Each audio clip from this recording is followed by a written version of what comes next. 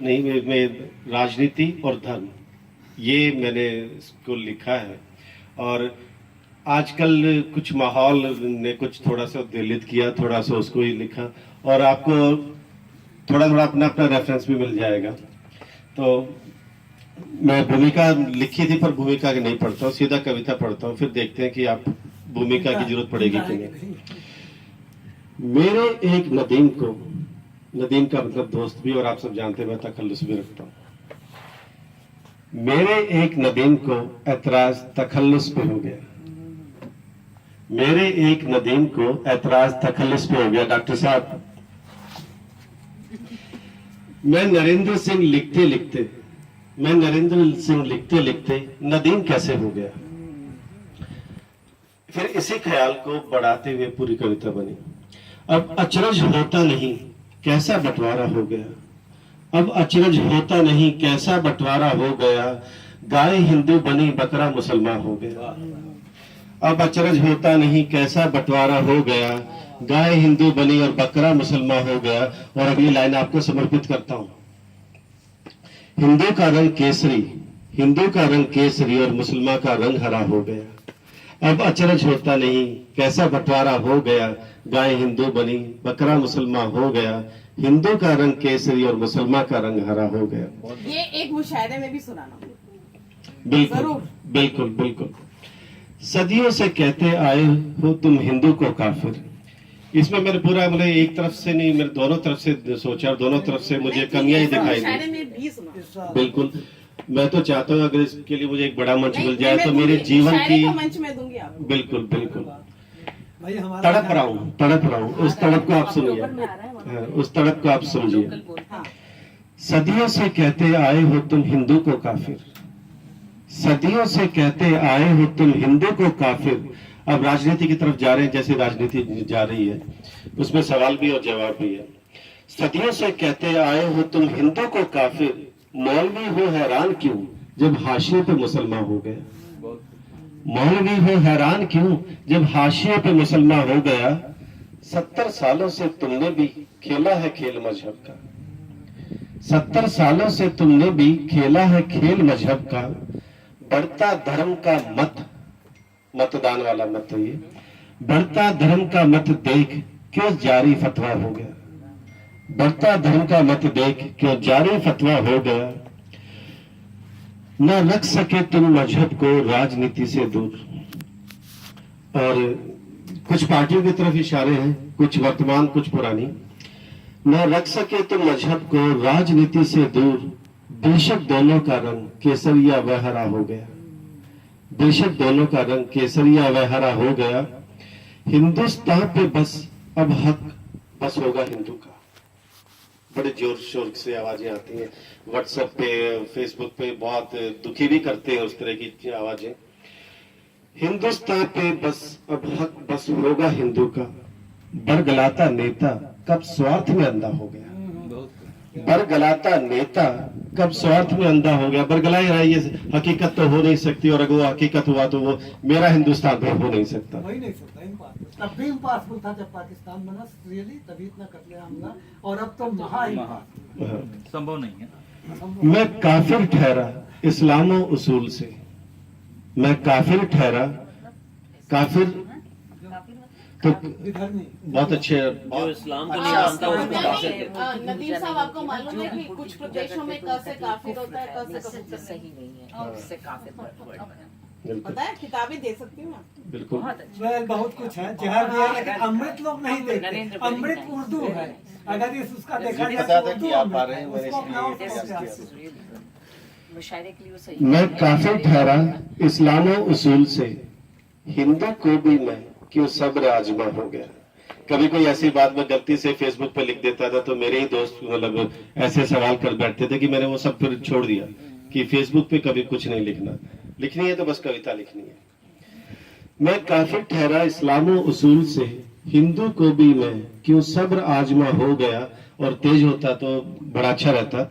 आप लोगों ने व्हाट्सएप पे अगर उसका सिग्नेचर देखा हो तो एक सिग्नेचर रख सकते हैं, मैंने देखा व्हाट्सएप पे नाम की जगह, तो वासुदेव कुटुंबकम वो लिखता है। वहां से ये भाव उठा और वहीं से ये लाइनें बनी। मैं काफिर ठहरा इस्लाम व उसूल से, हिंदू को भी मैं क्यों सब राजमा हो गया। वासुदैव कुटुंबकम रहा सहिष्णुता में अभिमान। वासुदैव कुटुंबकम रहा सहिष्णुता में अभिमान। ये कट्टर हिंदू कहां से आए? ये कट्टर हिंदू कहां से आए? इनका संज्ञान कैसा हो गया? संज्ञान का मतलब है कि आप कुछ सीखते हैं और उसको ज्ञान, मैं वर्ड पहले इस्तेमाल करना चाहता था, ये शब्द मैंने तेज से ही सुना था। उसने कहा कि आप जरा इसको संज्ञान में लें, तो बड़ा अच्छा शब्द मुझे लगा। और आखिरी 2-3 छोटे छोटे पैराग्राफ हैं। वक्त रहते संभलो, देखो मजहब पे चलते देशों को। एक अल्लामा इकबाल वैसे तो बहुत बड़े शायर रहे, उनकी अपनी कमियां भी रही हैं, तो उनकी पे ना जाए। उन्होंने एक शेर लिखा था कि वक्त की फिक्र करे नादा, मुसीबत आने वाली है। तेरे तज़किरे, तेरे बर्बादियों के तज़किरे हैं आसमानों में। तेरे बर्बादियों के तज़किरे हैं आसमानों में। न संभलोगे तो मिट जाओगे हिंदुस्तान वालों, तुम्हारी दास्तां तक भी ना होगी दास्तानों में।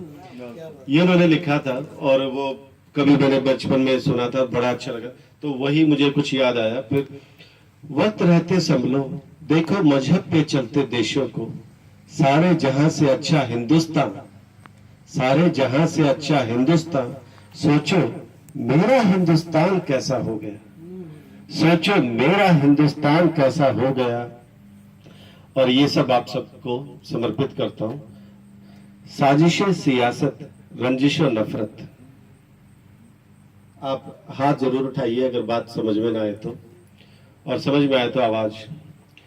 साजिशें, सियासत, रंजिश और नफरत में तुम भी हो बराबर के शरीक। साजिशें, सियासत, रंजिश और नफरत में तुम भी हो बराबर के शरीक। 200 साल गुलामी सही, सही राजनीति नफरत की। 200 साल गुलामी सही, सही राजनीति नफरत की। और ये जो लाइन है, ये मैं कहता हूं, मुझे ऐसा लगता है कि मैंने इससे अच्छी लाइन कभी ना लिखी और ना कभी जीवन में लिख पाऊंगा। आपको समर्पित करता हूं। उससे पहले थोड़ा ये बताऊं कि लिंचिंग के केस बहुत हुए, मॉब लिंचिंग, उसकी तरफ ये इशारा है।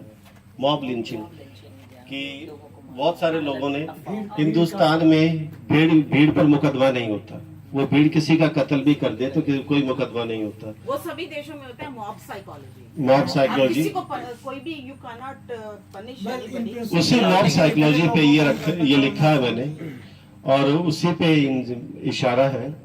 तो साजिश सियासत, रंजिश और नफरत में तुम भी हो बराबर के शरीक। 200 साल गुलामी सही, सही राजनीति नफरत की। जहन क्यों भीड़ सा, जहन क्यों भीड़ सा, भीड़ सा इंसान हो गया। जहन क्यों भीड़ सा इंसान हो गया। भेड़ चाल में चल रहे हैं, अपना दिमाग लगा नहीं रहे।